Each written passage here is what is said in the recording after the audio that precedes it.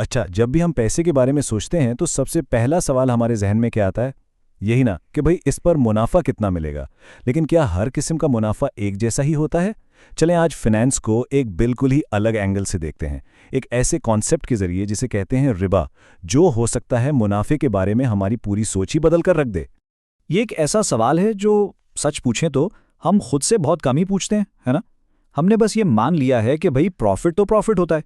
लेकिन ज़रा सोचें, क्या हो अगर इसमें कोई बहुत बड़ा कोई बुनियादी फ़र्क हो? चलें आज इसी सोच को ज़रा चैलेंज करते हैं और देखते हैं कि इसके पीछे असल कहानी क्या है। तो इस सारी बहस के बिल्कुल सेंटर में एक बड़ी अहम इस्तिलाह है रिबा।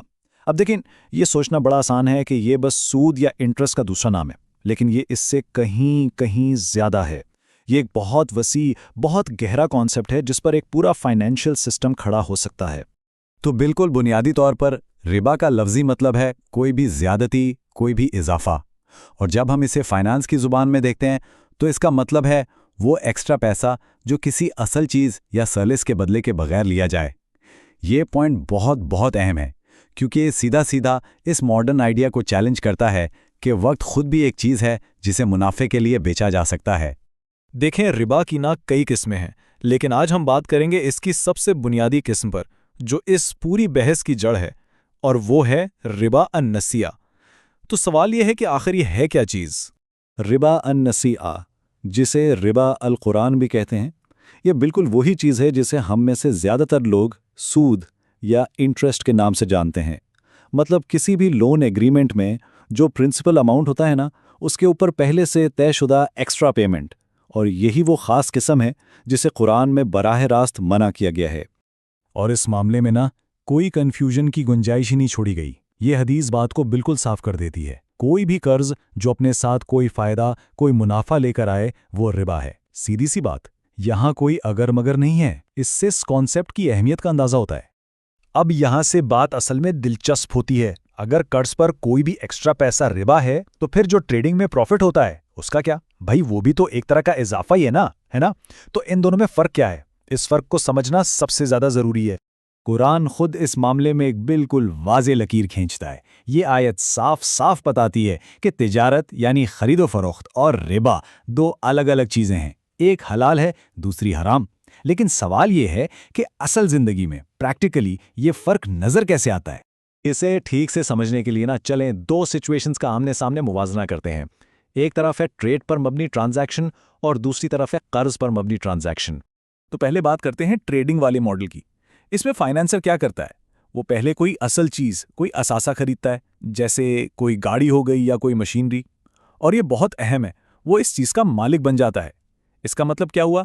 इसका मतलब ये हुआ कि इस चीज़ से जुड़े सारे रिस्क भी अब उसके हैं। यानी अगर वो चीज़ खराब हो जाए या उसकी कीमत गिर जाए तो नुकसान फाइनेंसर का है। इस सब के बाद वो उस चीज़ को अपने कस्टमर को एक तयशुदा प्रॉफिट पर बेचता है। अब ज़रा इसका मुवाजना करते हैं एक आम लोन से। यहाँ क्या होता है? फाइनेंसर सिर्फ पैसे देता है, वो कभी भी उस चीज़ का मालिक नहीं बनता। जो बंदा कर्ज ले रहा है वो सीधा जाकर चीज़ खरीदता है और उसका 100% रिस्क भी उसी का होता है। फाइनेंसर का उस चीज़ से कोई लेना देना नहीं। उसे बस अपने असल पैसे और तयशुदा सूद से मतलब है, चाहे जो मर्जी हो जाए। तो सारी कहानी आकर एक लफ्ज़ पर रुक जाती है, रिस्क। ट्रेडिंग वाले मॉडल में फाइनेंसर इस चीज़ का रिस्क शेयर करता है, लेकिन लोन वाले मॉडल में फाइनेंसर कोई रिस्क नहीं लेता, उसका मुनाफा गारंटीड होता है। और यही वो बुनियादी फ़र्क है जो जायज़ तिजारत को रिबा से अलग करता है।